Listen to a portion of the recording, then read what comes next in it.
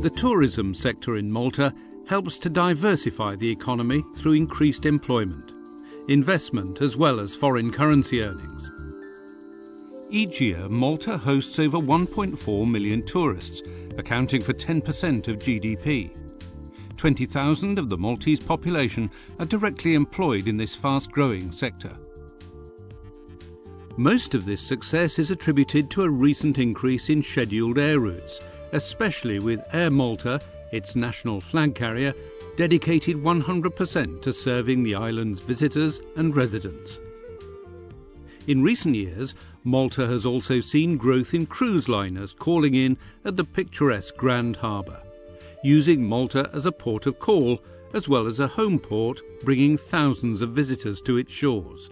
Tourism is one of the major components of our economy. It's very important with respect to its contribution to the economy, because we calculate that tourism contributes to about 12% of our GDP, and in total, if we were to add the multiple effects as well, it would run into the 25, almost a quarter of our GDP.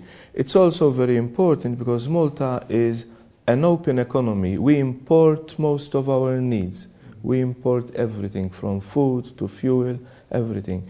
And the only way to compensate all these imports is through the export of our services. And tourism is the major exporting servicing industry on the island. Obviously, it helps us also to promote Malta as a business center as well, because families come to Malta for a holiday, they fall in love with Malta, they transfer their businesses at times over here, they take up residences. So there are the direct benefits from tourism, and there are also the indirect benefits as well. Tourism is one of the most important sectors of the Maltese economy. We say our economy is split into three areas, which is financial services, high-end manufacturing, and tourism. Of those, tourism is probably the longest industry, the industry that affects directly most sectors of the Maltese population, because obviously everybody gets to interact with tourists, everybody meets tourists that comes to our island, and a lot of people in some way or another have a business involvement, not necessarily direct, but even indirect. I mean, you've got people, both people at the airport, people in the hotels, but then it goes down as far as people, the farmers that are producing the food, etc., that goes to feed our tourists. So it's an industry that crosses across the whole of the Maltese economy and accounts for around 25% of Malta's GDP. So it's an extremely important sector for us as a country. A rocky Mediterranean island with a dry and often windy climate enjoys 300 days of sunshine and one of the best climates in the Mediterranean. There is a variety of accommodation available, ranging from luxurious five-star hotels to the more affordable yet charming options. The country's attractions include everything from ancient ruins and historic palaces and churches to a vibrant nightlife with a fast-developing music scene, world-class dive sites and an ever-improving culinary landscape. Malta's magnificent megalithic temples, evidence that the country has been inhabited since prehistoric times, rank as the oldest freestanding structures in the world. So this is in Nidra, one of the many temple sites that we have on the Maltese Islands, and it's also one of the 6 which are inscribed in the UNESCO World Heritage List because they are unique to the world, and they are very complex stone structures which we don't find anywhere else. Malta is full of these sites, and they are a very important part of our history, of our heritage, and they show us many different things about the people that they build them. Although we do have a lot of questions which remain unanswered, they still give us a lot of clues about this community which was living on the Maltese Islands roughly around about 3600 BC up to a long time after that, and they were building these marvelous stone structures which we have quite a lot of. And we know that they knew, for example, very well the materials that they were using. They knew the materials very well, and they were capable of using their resources to the their best advantage.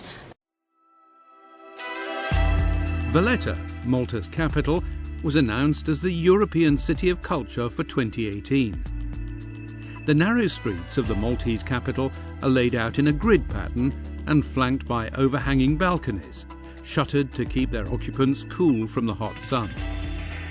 Some 320 monuments are cloistered within these streets, a testament to the rich and varied history to which the country can lay claim. Amongst them, St John's Co-Cathedral, which is considered to be one of the finest examples of high Baroque architecture in Europe and one of the world's great cathedrals.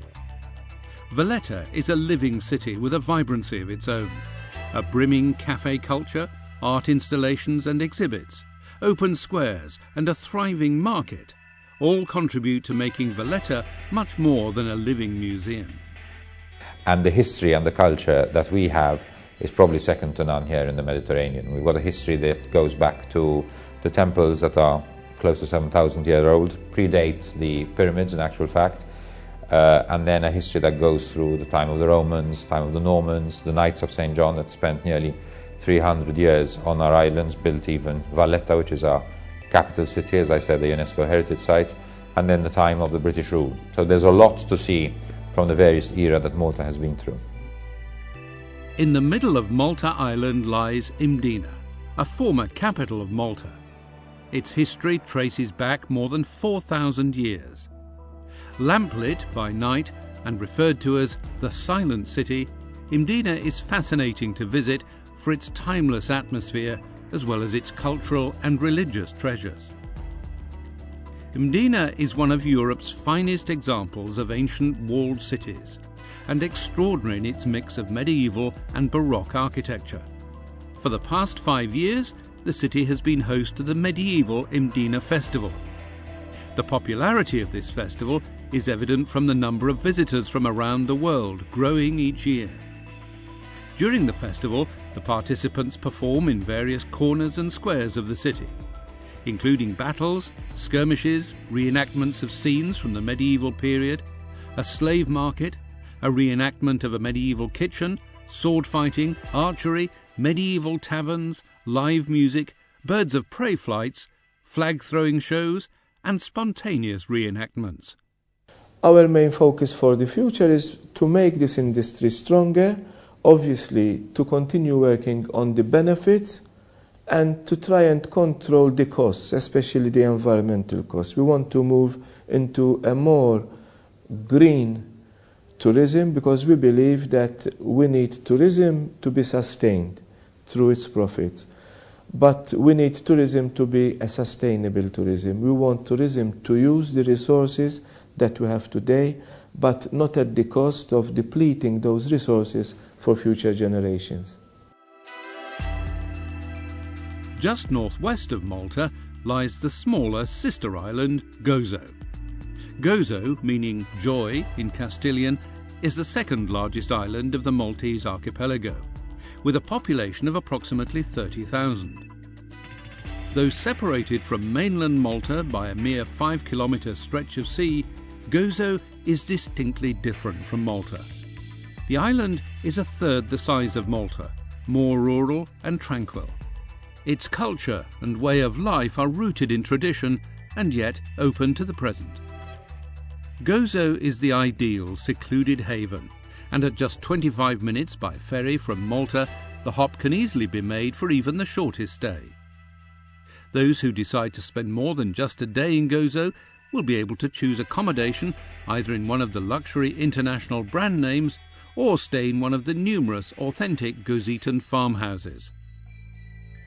Gozo and its inhabitants have their own distinct character and identity, with noticeably different lifestyles, accents and dialect.